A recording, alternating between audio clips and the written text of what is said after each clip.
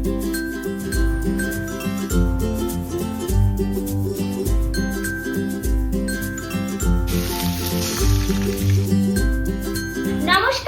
আমি কল্পনা। আমার চ্যানেলে আরেকটা ভিডিওতে আপনাকে স্বাগতম।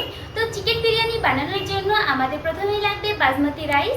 এখানে আমি 4 জনের জন্য বিরিয়ানি বানাবো, তাই 3 বাটি পরিমাণে বাসমতি রাইস নিয়েছি। চালটা আস্তে আস্তে ভালো করে ধুয়ে নিয়ে কিছুটা জল দিয়ে ভিজিয়ে 30 মিনিটের জন্য রেখে দিতে হবে। এরপর আরেকটি পাত্রে ধুয়ে রাখা চিকেন নিয়ে নেব। আমি যেহেতু 4 জনের জন্য বিরিয়ানি বানাবো, তাই এখানে চিকেন নিয়েছি 600 গ্রাম।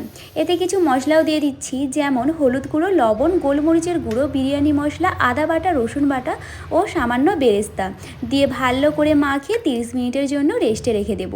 আমরা যেহেতু বাঙালি, তাই বিরিয়ানিতে তো আলু দিতেই হবে। এখানে আমি দুটো বড় সাইজের আলু নিয়েছি।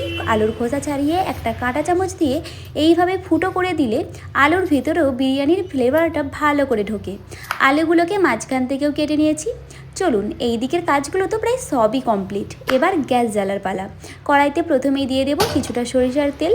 এরপর এতে পরিমাণ মতো পাতলা করে কেটে রাখা পেঁয়াজ দিয়ে ব্রাউন করে ভেজে নিচ্ছি। পেঁয়াজটা ব্রাউন হয়ে গেলে এখানে পরিমাণ মতো দিয়ে দেব জল।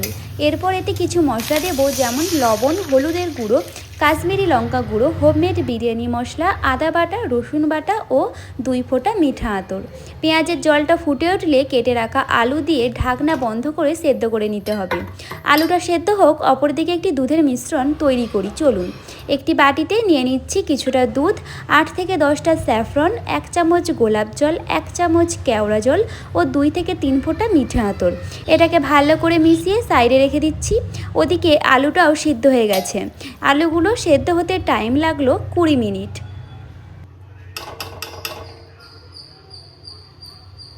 অন্য চুলাটা জ্বালিয়ে প্যান বসিয়ে দিয়ে দিচ্ছি কিছুটা বাটার। এরপর প্যানে এক এক করে সব ম্যারিনেটেড চিকেনগুলো দিয়ে সটে করে নিচ্ছি।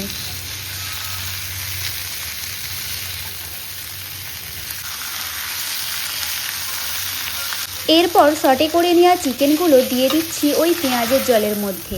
আর এখানে দিয়ে দেব স্বাদ মতো লবণ। চিকেনটা সেদ্ধ হোক, অপরদিকে আমরা ভাতটা বসিয়ে দিই। চলুন, জলের মধ্যে দিয়ে দিলাম 2 চামচ লবণ ও কিছু গোটা মশলা। জল ফুটে উঠলে আগে থেকে ভিজিয়ে রাখা চাল দিয়ে ভালো করে নেড়েচেড়ে দিতে হবে। অন্যদিকে চিকেনটাও সেদ্ধ হয়ে গেছে। এটাকে একেবারে যেই পাত্রে বিরিয়ানিটা দম দেব, সেই পাত্রেই ট্রান্সফার করে দিচ্ছি। এখন আমরা বিরিয়ানির ফাইনাল স্টেপে এসে পৌঁছে গেছি। এখনই বাড়ির বিরিয়ানির গন্ধে ভরে গেছে। সে যাই হোক, এরপর এই মাংসের ঝোলের মধ্যে দিয়ে দিচ্ছি আগে থেকে সেদ্ধ করে রাখা আলুগুলো।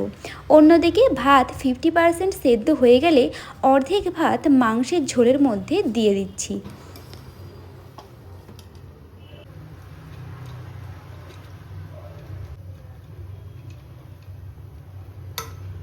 আর দিয়ে দিচ্ছি কিছুটা আগে থেকে তৈরি করে রাখা সেই দুধের মিশ্রণ, 2 চামচ ঘি ও বেশ অনেকটা পরিমাণে বাড়ির তৈরি বিরিয়ানির মশলা।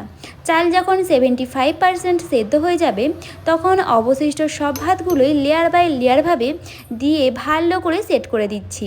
আর এতে দিয়ে দেব বাকি দুধের মিশ্রণটা, 2 চামচ ঘি ও পেঁয়াজের বেরেস্তা। এরপর ঢাকা দিয়ে দম দেওয়ার পালা। গ্যাসেতে রুটি করার তাওয়া বসিয়ে বিরিয়ানির পাত্রটা দিয়ে কিছু ভারী জিনিস চাপিয়ে দিচ্ছি, এতে বিরিয়ানির বাষ্পটা বাইরে বেরোয় না। এখানে আমি টাইমিংটা বলে দিই। প্রথমে 10 মিনিট হাই ফ্লেমে, তারপর 15 মিনিট লো টু মিডিয়াম ফ্লেমে রেখে বিরিয়ানিটা দম দিতে হবে। আমার দম দেওয়া হয়ে গেছে। বিরিয়ানিটা কতটা ঝরঝরে ও সুন্দর হয়েছে দেখেই বোঝা যাচ্ছে। আশা করি রেসিপিটা আপনাদের কাজে আসবে। ভিডিওটা এতটাই। যদি ভালো লেগে থাকে একটা লাইক কমেন্ট করে দিয়ে পাশে থাকার অনুরোধ রইল। সবাই সুস্থ থাকবেন, ভালো থাকবেন। বাই।